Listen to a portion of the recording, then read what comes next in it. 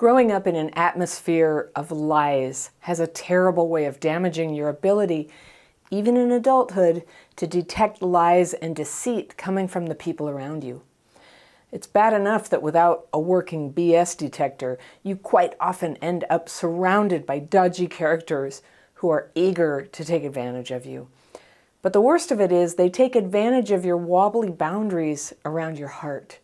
And it's often quite easy to manipulate a person with PTSD from childhood just by pouring on some love for a little while. Have you ever had this happen? When they stop being loving, were you able to block them out of your life? Or have you had the painful experience of responding to rejection and mistreatment with more obsession, more fantasy, and more belief that somehow you need to give them more? My letter today is from a woman I'll call Alma, and she writes, "Dear Fairy, I was married to the father of my children for 18 years. I discovered 7 years ago that he had been a sex addict throughout the entire marriage. I had known he had an issue with drugs, but the sex addiction discovery came as a complete shock. 3 very traumatic years went by, and eventually we divorced as the addiction issues were not going away. During this time, I was lucky enough to get into a 12-step recovery program for codependency. This program saved my life." I'm going to use my fairy pencil. I'm going to circle things I want to come back to when we do the second reading. But let's read Alma's letter all the way through, and then I'll go back and see if I can help you, Alma. Okay. "I tried to do my healing work the best I could in the context of 12-step prayer, living a healthy lifestyle, etc. Fast forward to 2020, and I decided to take an opportunity to go and live in Africa. I know part of this was my adventurous spirit, but part of it was driven by the trauma of my divorce and the loss of my father the following year. I was in a different country with a new culture and language. I was somewhat gullible, partly due to my CPTSD. It was at this juncture I met the most dashingly handsome guy who seemed like my dream person. We started to have the most fantastical, passionate love affair. He declared his love for me and had asked me to marry him, but after just 2 months, he very quickly lost all interest and started putting me through the most brutal and devastating devaluation cycle. It became clear very quickly that all he wanted was money from me. At this point, I was so trauma bonded, addicted, and completely insane that I would give him money whenever he needed it. If I ever refused, he would punish me by withholding affection or giving me the silent treatment. In fact, after the first 2 months, he gave me even less than crumbs and stopped all sexual intimacy. He was sloppy in terms of his other relationships with other people, mainly younger girls in their late teens. He's 43 and I'm 53. The last time I slept with him was a year ago. Even though I ended the relationship, if you could call it that, I initially remained polite and said hello in the street when I saw him, as he lives in my neighborhood. However, last summer I went no contact when I realized he was a narcissist and possibly even a psychopath. He had spent 10 years in prison on and off for some very bad crimes. I've not spoken to him in 9 months now, but I see him on the street almost every day. I'm planning to move back to my home country in 3 months. What I now know is my father was definitely on the narcissist spectrum and was a sex addict.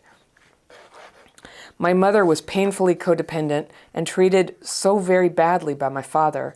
I have pretty much repeated their marriage in my relationships as an adult. I also know I suffered deep abandonment wounds as my parents handed me over to my grandmother when I was 4. When my parents were around, they were not emotionally present. Both my parents have passed away, and I've made peace with what they were not able to give me. However, I'm left with a residue of trauma, and specifically CPTSD. I have 4 children, one who is severely autistic. All my relationships in my adult life have been with addicts and narcissists, and I honestly feel it's too late for me. I feel like such an old fool. I'm not dating anyone, nor do I have the intention to do so. I have turned to prayer and contemplation and know that my higher power will choose what is for my highest good. I just want to get away from the CPTSD that runs my life via a subconscious programming, and I'm so very tired of it. I look in the mirror and tell myself I'm old and ugly, especially after this last relationship. I feel so triggered when I see him with young, beautiful girls, because that is also what my ex-husband used to do, and he married someone 20 years younger last year who has 3 children from a previous marriage. Can you give me any advice on how to get over the last horrific relationship and how to believe that there are good men out there? I'm just so scared of meeting anyone ever again. I want to be able to trust again in myself as well as others. I also know I have so much love to give, and I'm authentic, courageous, and kind. It would be lovely to share my life with someone special. Sending you love. May God be with you. And that's from Alma. Thank you, Alma. Let me see if I can help. All right. I'm going to go through Alma's letter again here and go back to some of the things I've circled. And I just want to go over what you told me, Alma, because it's very telling.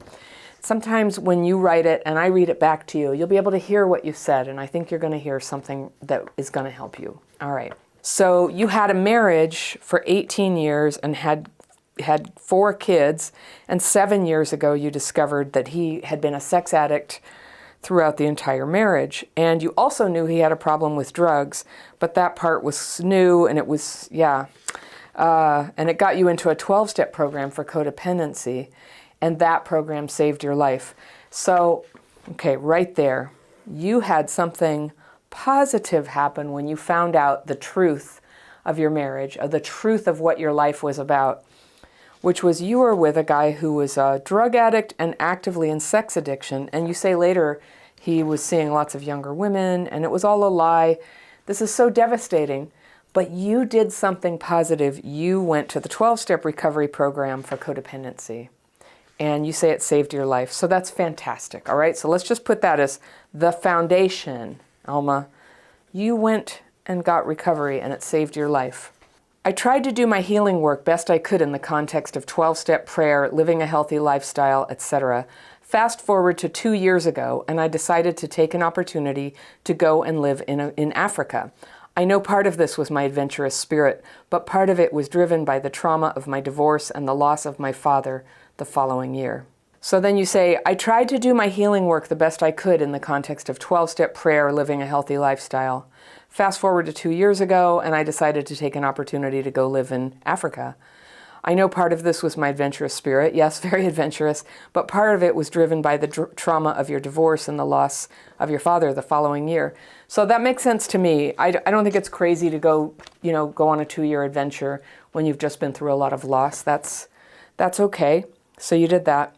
I was in a different country with a new culture and language. Okay, but you know what else? It was another country where 12-step programs are rare. So I think it's very likely that you did not have access to your codependency 12-step program. So I just want to say, 12-step recovery and codependency are not the kind of things that you graduate from. You kind of need to keep going. And you didn't mention that. And especially in the context of the big repetition of the pattern that you had before, which is, having done that before myself, it's the kind of repetition that just happens big time when a person leaves their 12-step program. So, that's what it sounds like to me. Okay, so I was in a new culture and language. I was somewhat gullible, partly due to my CPTSD. And it was at this juncture I met the most dashingly handsome guy who seemed like my dream person. And it's interesting, that's often the first thing that I hear in a relationship that gets very limerent or obsessive or exploitative, that it was so incredible, dream person. We started to have the most fantastical, passionate love affair. He declared his love for me and had asked me to marry him, but after just 2 months, he very quickly lost all interest and started putting me through the most brutal and devastating devaluation cycle. Yeah, so that's a really fast, love bomb and discard cycle. 2 months. For someone who is 53, who's gone to the 12-step recovery program for codependency. I think you mentioned in your letter that it was for partners of sex addicts.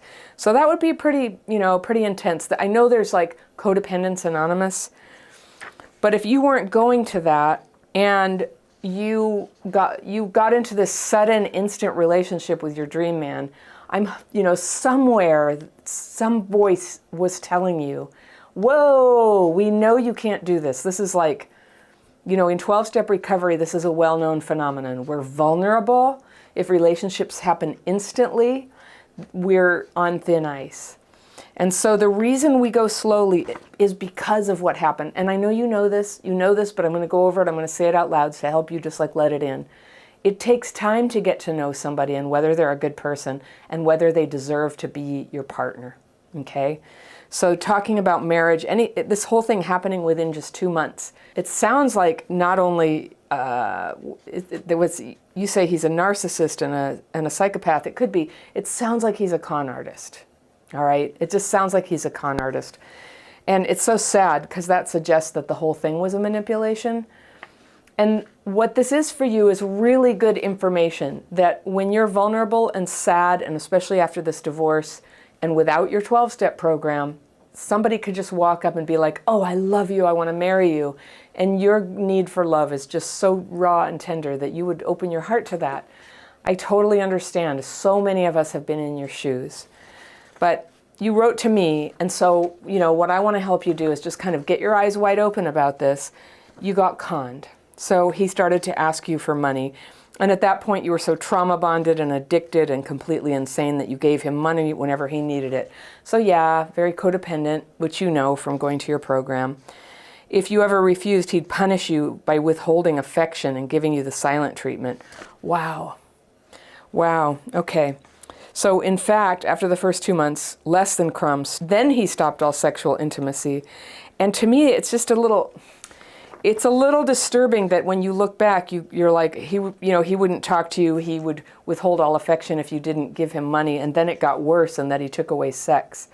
So there's a vulnerability for you that you would still, that like when you're in your disease of codependency, you would be still willing to have sex with somebody even though they're abusing you with trauma bonding and discarding you, that you would still be willing to. That's a boundary you can make, And you know where I'm going to go with this. I'm going to be encouraging you to get back into your program and then to really set a boundary on this about going slowly in relationships and never ever giving money. That money is for married people, right? And even then you have to have boundaries. But hopefully you would get that recovery before you made a decision to get married.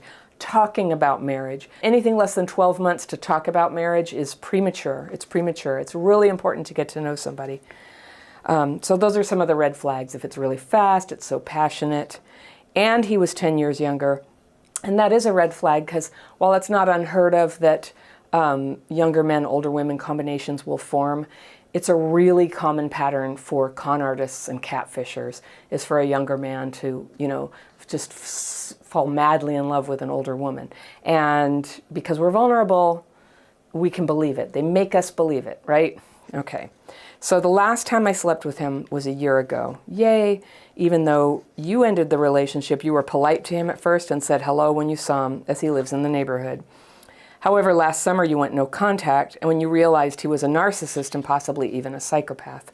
And he spent 10 years in prison on and off for some very bad crimes. I don't know if you knew that when you were together with him, but that's pretty horrifying. I usually think, oh, don't throw labels around. But I mean, if somebody's doing cons like this and going to prison on and off for bad crimes, I think you could be right about personality disorders here. But whatever you call it, he treated you terribly. So I've not spoken to him in 9 months now, but I see him on the street almost every day. I'm planning to move back to my home country in 3 months. Oh, phew, get out of there. Yeah, you've had your adventure. And sadly, the little town where you've got yourself settled is completely tainted with what happened. And I think getting out of there is just lovely. You now know your father was on the narcissistic spectrum and was a sex addict, okay? Mother was painfully codependent, treated so badly by father. I have pretty much repeated their marriage in my relationships as an adult. That's okay. That's okay, Alma, because, that's what we do. That's why we're healing. That's why we get into recovery. It's really normal to repeat the pattern. It's okay. I also know I suffer deep abandonment wounds because your parents handed you over to your grandmother when you were 4. Yeah, it's so hard. That'll do it. That'll do it. And then the abandonment wound will make it feel impossible to leave a relationship even when you know it. You're in the middle of a nightmare. It's very hard to leave. I totally understand. When my parents were around, they were not emotionally present. Both my parents have passed away, and I've made peace with what they were not able to give me. However, I'm left with a residue of trauma, and specifically CPTSD. That's okay. That's normal.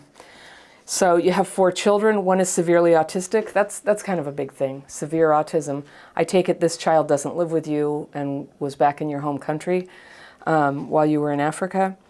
But all your relationships in your adult life have been with addicts and narcissists, and honestly, I feel it's too late for me. I feel like such an old fool.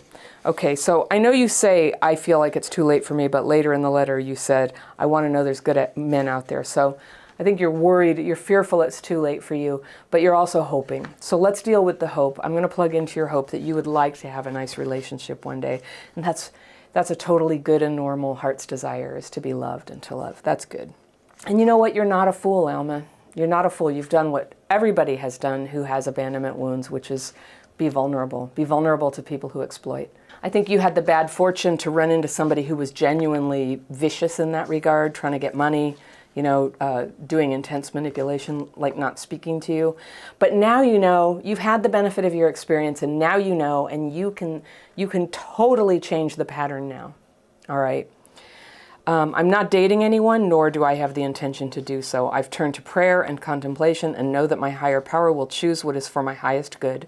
I just want to get away from the CPTSD that runs my life via a subconscious programming. I'm so very tired of it. So you came to the right place. What we do here is we learn to change that subconscious programming.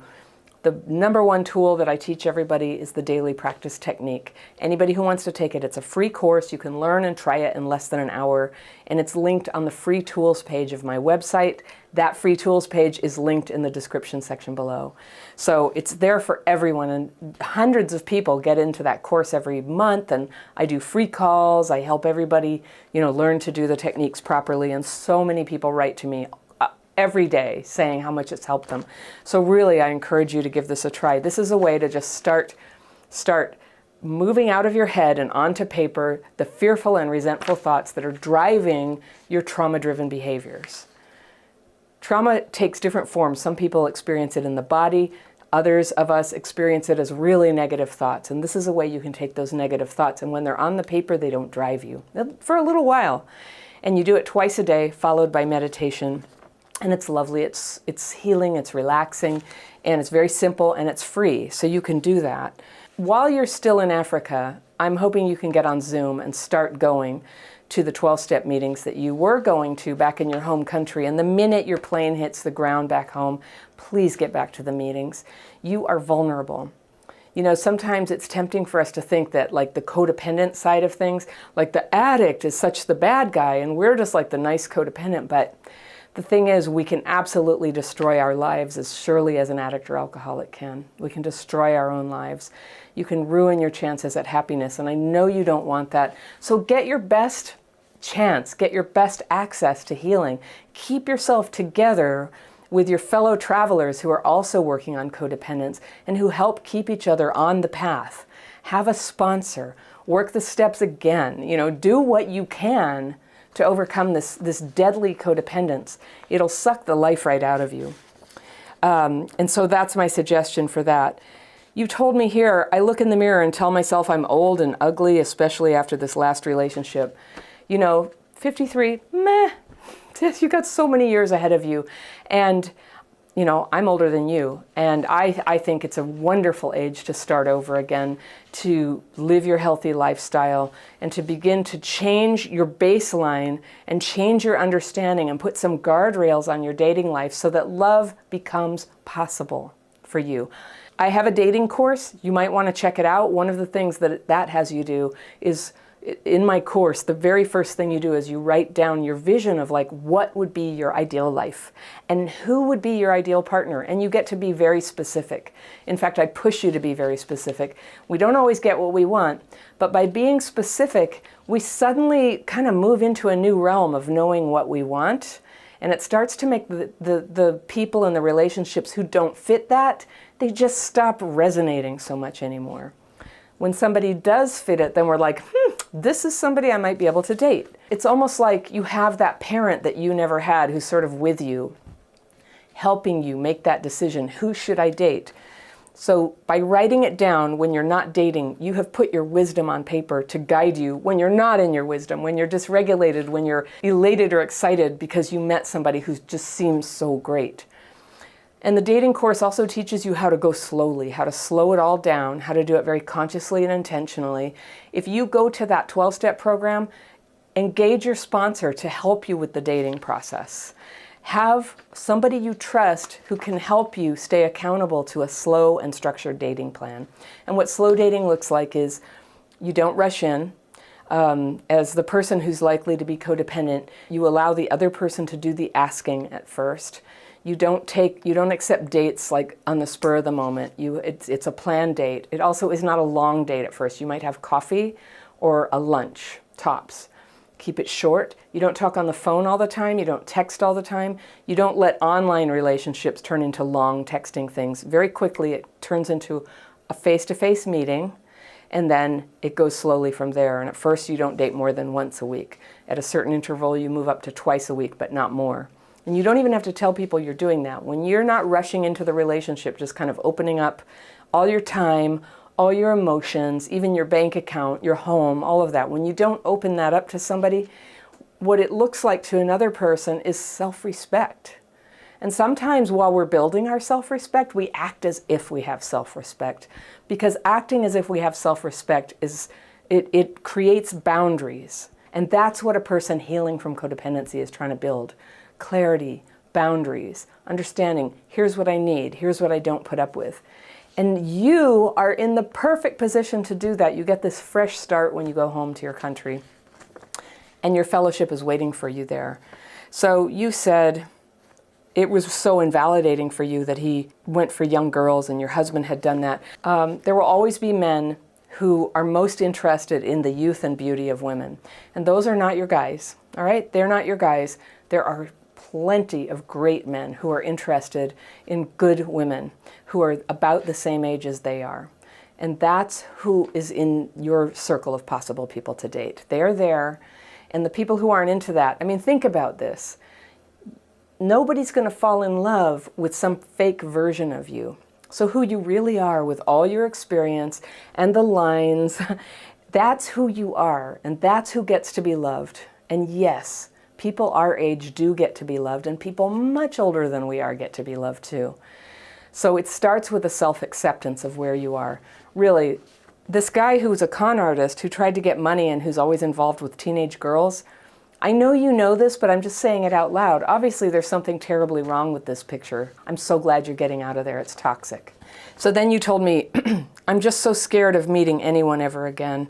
I want to be able to trust again in myself as well as others. So I think you'll be able to trust other people more when you have learned to trust yourself, and how you're going to learn to trust yourself is by acting with integrity, setting up boundaries, and letting in mentorship from someone like a sponsor who you can check your decisions with before you decide anything. Because otherwise, with the codependence running underneath and the CPTSD, you're just going to be vulnerable to impulsive decisions. And sometimes all you need to do is tell the truth about what's going on. Like if you find yourself in a dating situation where you feel like you have to hide what's going on, it's shameful to you, then you know, red alert, and that's where mentorship comes in. So if you like, you can also come into the dating course. We have coaching for dating. We have programs here. Whatever you do, become active in putting your recovery first. You are so worth it. All right, I hope that helps, Alma.